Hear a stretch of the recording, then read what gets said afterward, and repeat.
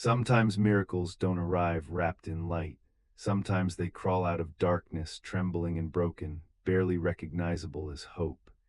This is the story of two souls who had every reason to give up and every reason not to survive, but who found each other in the one place where hope was meant to die. A rundown livestock auction where unwanted animals were sold by the pound, and where dreams came not to begin, but to end. The sky above Miller County Fairgrounds was the color of old steel that morning, heavy with winter that refused to break. Wind scraped across the gravel parking lot, rattling loose metal signs and tugging at worn-out banners advertising hay equipment and used trailers. The auction barn loomed like a warehouse for forgotten things, every board weathered by years of rain and disappointment. The parking lot was already crowded with dented trucks and trailers, men leaning against metal gates with coffee steaming in their hands, and the smell of dust, manure, and rust blending into something unpleasantly familiar. Inside the ring, the loudspeaker crackled with static as tired auctioneers barked numbers into the cold air. It was not a place of dreams. It was where hope was weighed, priced, and discarded. Among the crowd moved a man and a girl, walking slowly, her small hand tucked into the crook of his arm. She was 16, thin as a reed, walking with careful steps like someone learning to trust ground beneath her feet again. A faint limp interrupted her rhythm, as if every movement still carried the ghost of pain. Her face was soft and pale, framed by hair pulled back in a loose braid. She was Emily Carter, and it had been 6 months since the accident that shattered her legs and nearly took her life. Doctors said she'd never walk without assistance. Doctors said recovery would take years. Doctors said the damage was permanent. Everyone had opinions. But nobody had seen the fire in her eyes as she dragged herself through physical therapy with hands trembling and teeth clenched, refusing to surrender. Still, the world had changed. The confident track runner who once outran boys twice her size was gone. In her place stood someone fragile, quiet, trying to piece together a life that no longer fit. Her father walked beside her, watching her carefully, always a hand ready if she stumbled. He did not want to be here. He had brought her because she had begged, needing distraction from the memories of twisted metal and shattering glass. She needed something to believe in again, something outside the cage of hospitals and therapy rooms.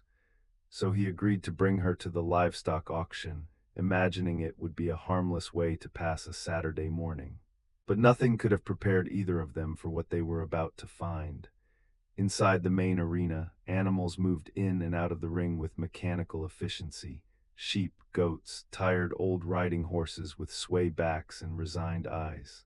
The crowd murmured, scratched numbers on their bidding cards, and bartered over cents per pound. It all felt transactional, emotionless. Then came the sound that changed everything. A clanging metal gate, hooves dragging.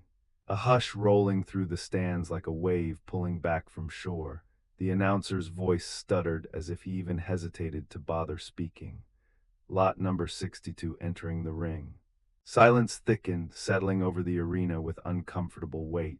The horse entering was unlike any that had come before him. He was a tall bay gelding, ribs visible as ridges beneath a dull coat, hips sunken in as though starvation had chiseled him piece by painful piece. His legs trembled with each step, hooves scraping metal as he dragged himself into the light. But the worst part was his back, a jagged, raised scar running like a lightning bolt along his spine, grotesque and unnatural, a disfigurement that made several men avert their eyes. His head hung low, his breath labored, his eyes empty, like something inside him had burned out long ago. He smelled of infection and fear. The auction staff prodded him forward with the flat side of a board, but his legs buckled and he collapsed to his knees, the sound echoing like bones cracking in a cathedral. The crowd reacted instantly, laughter, scoffing, a few mocking whistles. Someone called out that he wasn't worth the gas it took to haul him. Someone else joked about the slaughter truck waiting outside. To them he was nothing more than meat on bones, broken, worthless, better off dead.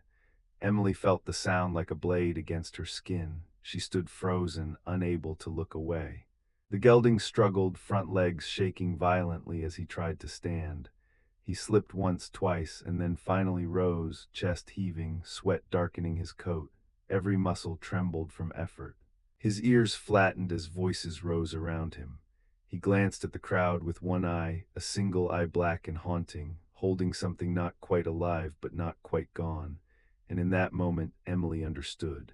She didn't know what had been done to him. She didn't know his name or his story or the pain written across his scarred body, but she recognized the look in his eyes because she had seen it in her own reflection.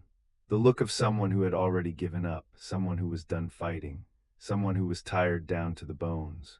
Her fingers closed slowly around the crumpled bills in her pocket, the money she had saved from babysitting and birthday cards, $43 folded tight like something sacred. The announcer's voice droned flat and unimpressed. Starting bid $25, silence, concrete silence, no cards raised, no voices, only the sound of the gelding's ragged breathing. 20 then, 10, 5, anybody. A shuffle of feet, a cough in the back row, still silence, and in that silence something inside Emily shifted. A quiet certainty, deep and unexplainable, rooted itself in her bones. She stepped forward, ignoring her father's startled glance, and lifted her card with a hand that trembled like the horse's legs. 36. Her voice wasn't loud, but in the dead quiet it struck like a bell. Heads turned, people stared. Some smirked, some shook their heads. $36 for a horse that could barely stand. A horse whose story was visible in every scar and tremor. A horse everyone in that building had already condemned. Sold. The gavel slammed against wood with a finality that rang through Emily's chest like a heartbeat restarting. The horse did not react, did not lift his head or flick an ear. He stood hollow and trembling, unaware that his life had just been spared. Emily's father looked at her as if seeing her for the first time. A girl who could barely climb stairs had just bought a dying horse. But she wasn't thinking about logic, or the months of therapy she still faced, or the pain that crawled up her spine every time she moved. She was thinking about survival, about broken things worth saving, about the way hope sometimes hides in the ugliest shapes. He was led toward the loading area, and Emily walked beside him slowly, matching her uneven steps to his unsteady pace. Up close he looked even worse, patches of missing hair, sores beneath the saddle, scars, legs swollen and stiff, breath wheezing like something trapped between life and death. Flies crawled along the ridge of his spine, settling in the deep groove where bone had broken and never healed quite right. The trailer ramp loomed before him. He hesitated, shaking. His legs buckled again and he dropped to his knees, unable to rise. People watched, some were amused, some pitying, most indifferent. But Emily did not step back. She stayed beside him, her hand resting lightly on his neck, feeling his pulse thudding wildly beneath his paper-thin skin. And something wordless passed between them, something deeper than fear or pain or resignation. It felt like recognition, not of what they were, but of what they had lost. With enormous effort, the gelding forced himself upright, legs wobbling like saplings in a storm. One step, another. He climbed the ramp inch by inch until he stood inside the trailer, body sinking into the straw bedding as though gravity itself had doubled its weight. Emily's father secured the door and looked through the slats at the motionless horse. He exhaled slowly, the kind of breath people release when they know their lives have just changed in a way they don't yet understand. The drive home was quiet. The gelding lay unmoving, and the trailer rocked gently with every bump in the road. Emily kept glancing back through the window, watching for any sign that he was still alive. She didn't know why she felt the connection so fiercely. Maybe because she knew what it was to be trapped inside a body that no longer listened. Maybe because she knew what it was to feel hopeless. Or maybe simply because broken recognizes broken. When they reached the farm, it took 4 people to lift the gelding onto a padded sled and pull him gently into the barn. He could not stand. His legs were too weak, his spine too damaged, his muscles wasted by neglect and pain. He lay on his side, breathing slow and heavy, his body trembling in waves. Emily knelt beside him, resting her hand just behind his jaw where his skin was still soft and warm. She could feel his heartbeat, faint, fragile, fighting. She told herself she wouldn't cry, but tears fell anyway. Not because of his suffering, but because she saw herself. She had once lain in a hospital bed just like this, machines breathing for her, doctors whispering that her body was too broken to come back from the fall. She had heard people say she would never walk again. She had felt her dreams crack like bones. And now here he was, the mirror she had spent months avoiding. Days turned into weeks, weeks into months, winter melted into spring. Rehabilitation became routine. Every morning they lifted him with a sling and supported him while he tried to bear weight. Some days he stood for seconds. Some days his legs gave out immediately.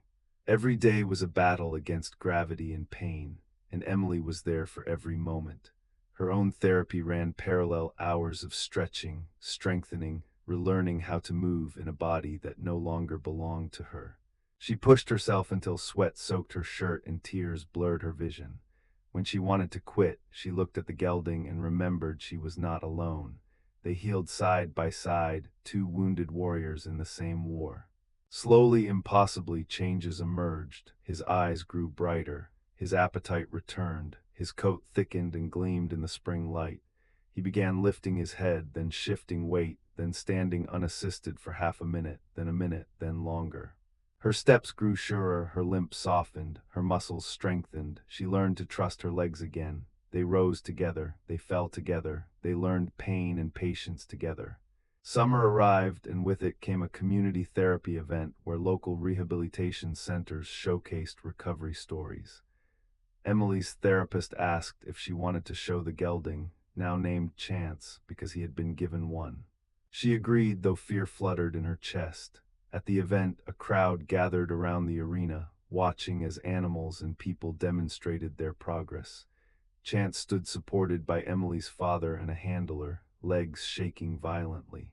Sweat darkened his chest and neck. He looked exhausted, terrified, unsure. Emily walked to the center on her own, without crutches, without braces. Every step was a battle. Every movement is a victory. She stopped a few feet from Chance, turning to face him. Silence settled. The crowd waited, breath held. Chance trembled, struggling for balance. His front legs bowed. His hind legs shook so hard the ground vibrated beneath him. The crowd braced for him to fall, but then something changed. He lifted his head higher than he had in months. His ears pricked forward, his nostrils flared, and he looked at Emily as though remembering something ancient and powerful. He shifted his weight, pressed his hooves into the dirt, muscles clenched. Pain flashed through his eyes, but he did not break. He stood, unaided, completely on his own. The audience gasped, hands reached toward mouths, tears spilled. Time held its breath, then he moved, one step. The world paused, 2 steps. A collective sob rippled through the arena. 3 steps, straight into Emily's open arms. He rested his head against her chest, breath trembling, body shaking, but standing. Standing for the first time, not held up by ropes or machines or strangers, but by sheer will. They leaned into each other, 2 survivors bound not by circumstance, but by understanding. The crowd erupted, cheers, applause, tears everywhere, but Emily didn't hear any of it. She felt only the rhythm of his heartbeat against hers, steady and strong and alive. She had saved him. He had saved her. 2 broken souls who refused to stay broken. From that day on, Chance never fell again. He never raced, never carried a saddle. He became something different, a symbol of resilience, of healing, of second chances. People came from miles to see the miracle horse who learned to walk again. But Emily knew the truth. It wasn't a miracle, it was a choice. The choice to keep fighting. The choice to believe in something when belief felt foolish. The choice to stand again when standing seemed impossible. They healed because they healed each other. And when Emily looked at Chance grazing in the summer sun, she understood something she never would have learned on her own. Strength isn't measured in flawless bodies or perfect victories. Strength is the quiet decision to rise, even when the world expects you to stay on the ground. Broken does not mean finished. And sometimes the most miraculous things are the ones everyone else has already given up on. So if this story touched your heart, remember this: never judge the wounded. Never laugh at the broken. Never walk away from something just because it looks too far gone, because inside every shattered soul is a heartbeat waiting for a reason to rise again. Look twice, love deeply, and believe in second chances. Even the smallest one can change everything.